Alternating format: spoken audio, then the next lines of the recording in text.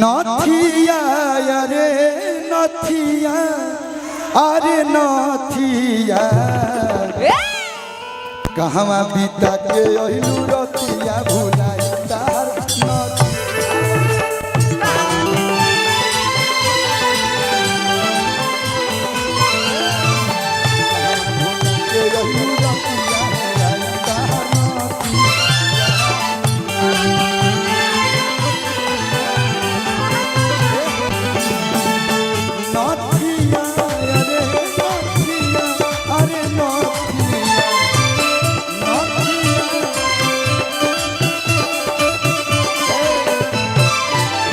भाई हमारे वही गाना सुने ला जो भाई ने तो लेकिन हमसे भी अच्छा तुम गाते हो भाई। माइको दे हम माइको एक लाइन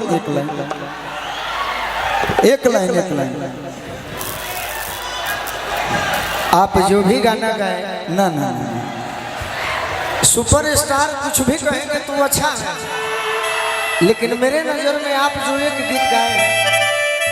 वो मैं मरते दम तक नहीं भूल सकता। क्रिया खाते कहते हैं अरोरा हो गाना के दबा देनी हसन मन था गलुए से तो है गीत नंबर 1 होई की होला ना फील कुरुती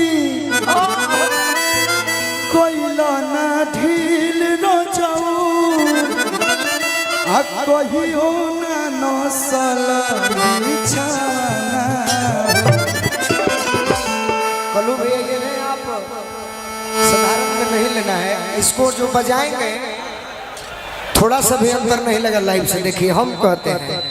अरे की होला ना फील कुर्ती कोइला ना ढील न जाऊ कहियो ना नसल। भाई गोलू भाई बहुत सुंदर गावेला, एकरा में कोनो दुई राय नहीं खे। अब ले डोर हडोण यही से ना गावत नहीं भाई। लाइन बा ए हाला ना बिल्कुल साफ निकल जाए, छोटा कोई दिक्कत नहीं। हां ठीक हो, निकल जाइए आराम से, हाला ना लाइन आ बा लाइन बता एक बार अब देखिए लाइन आ रहा है उसमें भैया देखल लाइन केकर लाइन है। अरे तो होला न फील कुर्ती आ तो कोइला न ढील न जाओ आ कहियो ना नसल बिछा खातिए राजा गवना आ गोदी में ना दिहला गोदी में ना दिहला होला न फील कुर्ती कोइला न ढील न जाओ कहियो ना। मेरा बात अधूरा रह गया था, एक लाइन बोलेंगे। बहुत सुंदर गाते हैं सब लोग, गावेला सुनर आज के समय में केहू टिकल बा तो ओकरा में कोनो ना कोनो क्वालिटी बा तो टिकल बा। सही है। लेकिन भाई जौन है धोती वाला डांस तू को दे बनो हमनी के भोजपुरी इंडस्ट्री में केहू ना करी। तो एक बार दीपू भैया के तरफ से हमें बहुत क्या सारा जोरे करो पारो रानी जी है तो हैं हम उनकर फैन हैं। आ जाइए पारो रानी जी हम फैन हैं। तब हो दीपू भैया के आशीर्वाद मिलल बा। हमार पूरा परिवार बिजली चाची के पूरा टीम आइल बा बाकी हम अब देखिए वह डांस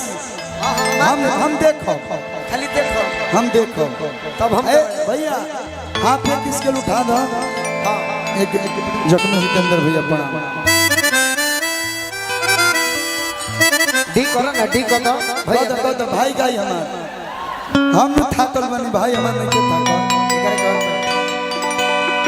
अरे की होला न फील कुर्ती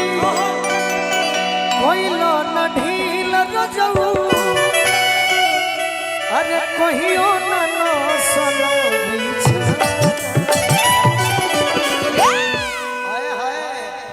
अरे काहे खाती काहे खाती गवना करवन तो गोदी में लाजी वाला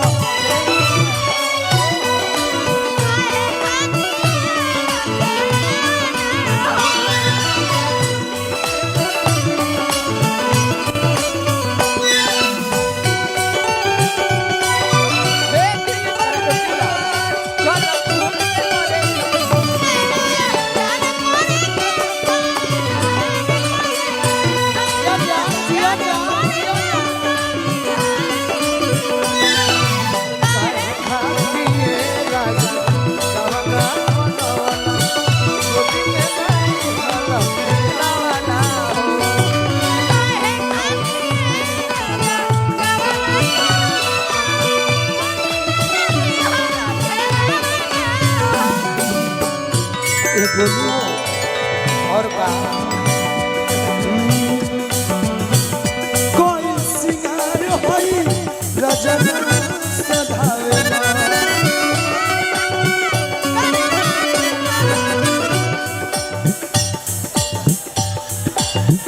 एक बार नजर ना हम पे घुमावे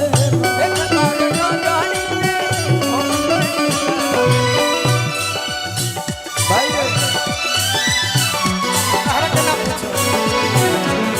ना पूछो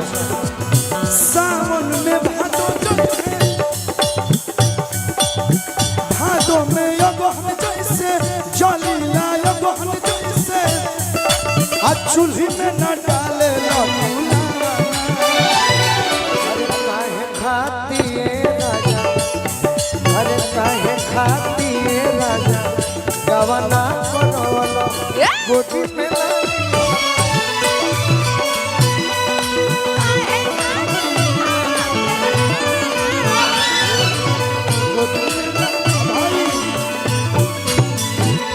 तोर दिलावा मोर दिलावा हम जेकरा के प्रेम करी ना ओकरा के करी ना हमारा गाना गौला से गाना सुपर डुपर हिट होई आ ना गौला से कुछ होई लेकिन एक कलाकार जब दूसरा कलाकार के गाना गावेला तो उस सामने वाला के लागेला कि ना हमने के एगो परिवार बानी जा परिवार कहला से ना होला परिवार खातिर अपना आप को समर्पित करे के पड़ेला और आज ना भोजपुरी के चाहे जूनियर कलाकार होकर चाहे सीनियर कलाकार होकर अरविंद अकेला कल्लू के केहू इज्जत सम्मान देला तो ओकरा से तुगना इज्जत सम्मान हम देना ही आप लोग के सिखावल संस्कार जय हो पम्मी रिकॉर्ड्स की तरफ से बहुत सारा प्यार यही सरुराज भी टिकल बनी और टिकल रहो पम्मी रिकॉर्ड्स में भी गनवा आइल बा जे नहीं के सुनने सुन लोग तोर दिलावा मोर दिलावा अरे एक से मिला अधक धक करे गिरा अरे छुई के बता हम बस गोलू राजा के पिताजी बानी देखी समय पर सब कुछ अच्छा लागेला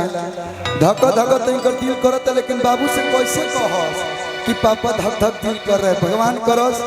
अरुण चाचा के घरे कहत नहीं जल्दी से बियाह शादी तोहरो होके भाई ना भाई जरूरी बा एक लाइन है जहिया हमार भतीजा हो जाई वही दिन हमार बियाह से थे सही बात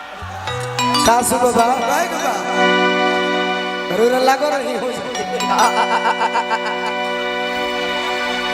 हमार पारो भौजी आई बड़ी तनी हमार रीट दे दी ना अब बड़ी यहाँ के उच्च स्तर के कलाकार हमार चाची बिजली रानी जी गीता रानी जी तारा रानी जी और पारो रानी जी एक दिन हम सुननी राउर यूट्यूब पर आज जब मिलनी होते हैं के कहानी है कि राउर बड़ी एगो गाना सुनीला कि आज हम पहिला मिलनवा